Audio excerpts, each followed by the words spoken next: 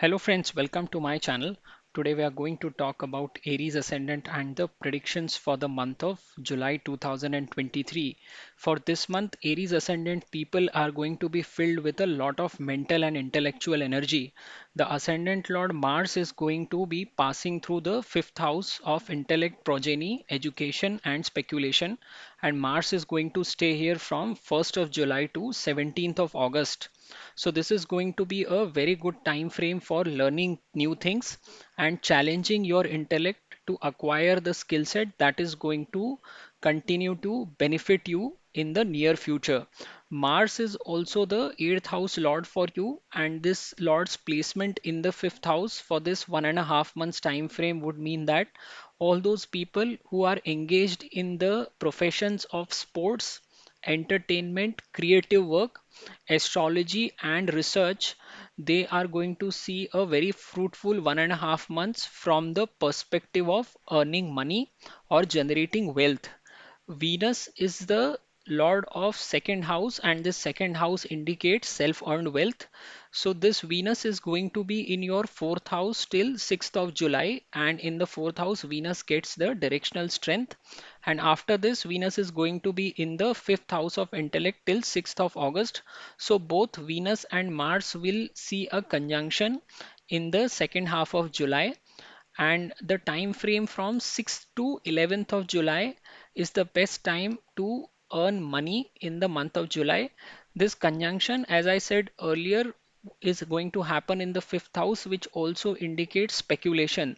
So if you are associated with share market, then the time frame from 6th of July to 11th of July and 23rd to 27th of July, these two time frames are going to be exceptionally good for you for earning money from the stock market.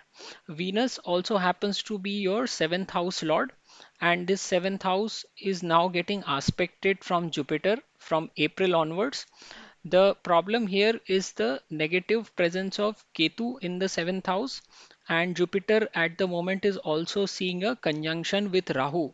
So, what it means is that people who are single or people who are planning to get married, they should avoid striking any matrimonial alliances till the time this negativity is reduced from the seventh house. So, time till the end of October is something that people should avoid for getting married, and they will themselves see a sea change coming as far as the situation with marriage is concerned from November 23 onwards. So if you want to get married, avoid taking the plunge till the end of October 2023. Fifth house also indicates students, so the time frame from 23rd to 27th of July is the best time for students. If they want to sit in any kind of a competitive exam, then these 5 days are going to be very beneficial for them. As I said earlier, Jupiter is coming in the fifth house, would mean that you are going to get the desired stability in this year. You may have been struggling from quite a lot of time, but this Jupiter coming in the first house is a very good news for you. But at the same time, you should also avoid changing your jobs. And if you want to start any new business, then again, you should avoid starting a new business, because this Jupiter Rahu conjunction means that you should not make any new investment till this conjunction is going to remain intact. The last week of July is not a very good time frame, especially from the perspective of health. You should avoid going getting into any argument with your key stakeholders, whether they are your family members or the stakeholders in your profession, it doesn't matter, but argument should be avoided in the last week of July. And if you want to take any decisions that may have a long-term impact on you, then you should also avoid taking those decisions. Basically, you should postpone any decision making in the last week of July.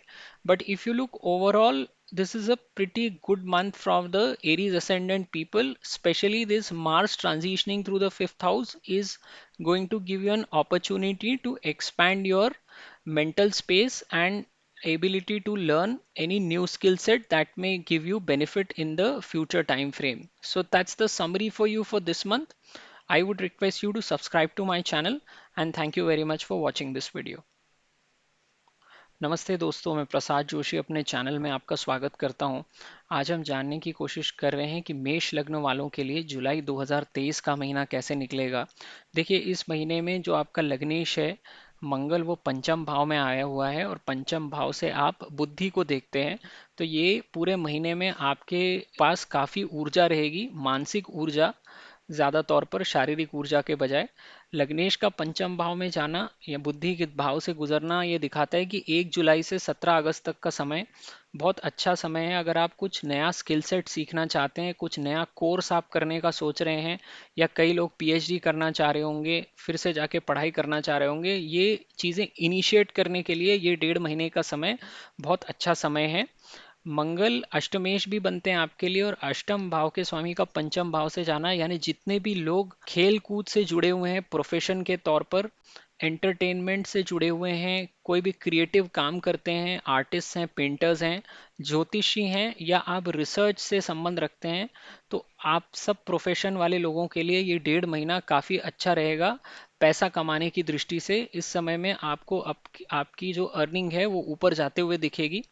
एक नज़र शुक्र पे डालते हैं। देखिए, शुक्र आपके धन स्थान के स्वामी बनते हैं, द्वितीय भाव से आप स्वयं का कमाया हुआ धन देखते हैं। तो यहाँ पर शुक्र चौथे भाव में बैठे रहेंगे 6 जुलाई तक, और यहाँ पर ये दिग्बली बनते हैं। इसके बाद ये पंचम भाव में चले जाएंगे, और यहाँ पर ये मंगल के साथ जुलाई के द्वितीय भाव में युति करने का काम करेंगे। तो जो समय है 6 से 11 जुलाई का, ये सबसे बेहतरीन समय है आपके लग्न के लिए पैसे की दृष्टि से। और ये जो शुक्र और मंगल का यहाँ पर युति बनेगा, ये आपको स्टॉक मार्केट से भी पैसा कमाने की अनुमति देगा। तो 6 से 11 जुलाई के अलावा 23 से 27 जुलाई तक का समय भी ऐसा रहेगा जब आप स्टॉक मार्केट में पैसा कमा सकेंगे। इन दोनों टाइम फ्रेम में आप किसी भी तरह की अगर ट्रेडिंग करते हैं तो इसमें आपके पैसे कमाने की जो प्रोबेबिलिटी है वो बहुत ज़्यादा रहेगी। शुक्र आपके लिए सप्तमेश भी बनते हैं। अब जब गुरु आपके अप्रैल में लग्न स्थान में आ गए हैं और वो सातवीं दृष्टि से सप्तम भाव को देखने लगेंगे, तो आपके लिए शादी करने के मौके बढ़ना शुरू हो जाएंगे।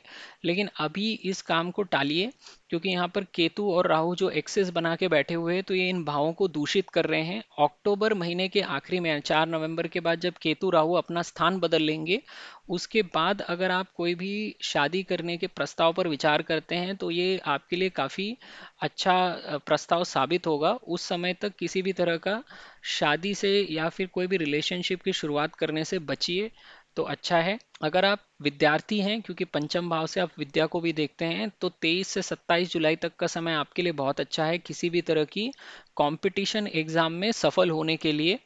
जैसा मैंने बताया, गुरु आपके प्रथम भाव में अप्रैल में ही आ गए थे, तो ये 2023 में आपके जीवन में एक स्थायित्व लाने का कार्य करेंगे। अगर आप पिछले कुछ समय से प्रोफेशनली स्ट्रगल कर रहे थे, तो ये गुरु का यहाँ पर आना आपके लिए एक वरदान की तरह साबित होगा।